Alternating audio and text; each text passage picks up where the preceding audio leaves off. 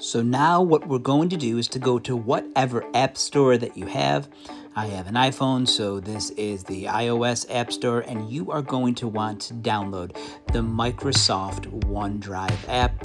You can see it's a pretty popular app. It's also included in the Microsoft 365 Productivity Suite. Download that to your phone, and once it's downloaded, go ahead and open. Okay, so now here I am inside my OneDrive app.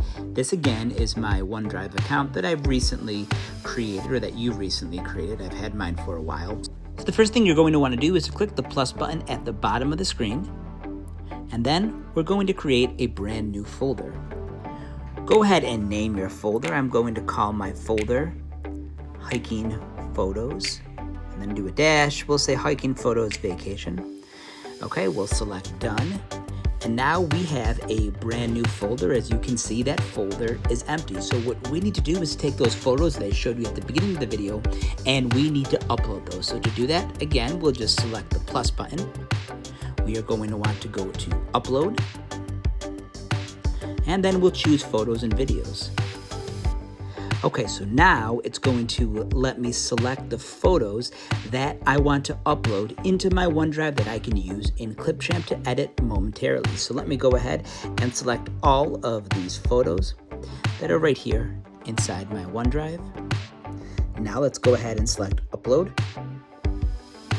And this process will take a few minutes for you to upload all of those photos into your OneDrive directly from your phone. Now, this will also work if you have videos and you want to edit photos and videos together. You just follow that same exact process. So something that's pretty easy to use. All right. Now, it does say that some files couldn't be uploaded. I'm not sure why, but I'm just not going to worry about that for now, because I know that right now I have at least 20 out of those 25 files that I selected that I can select and that I can edit. So now this is finished. We're done with the OneDrive app. And now let's go back to my laptop and start editing this video together.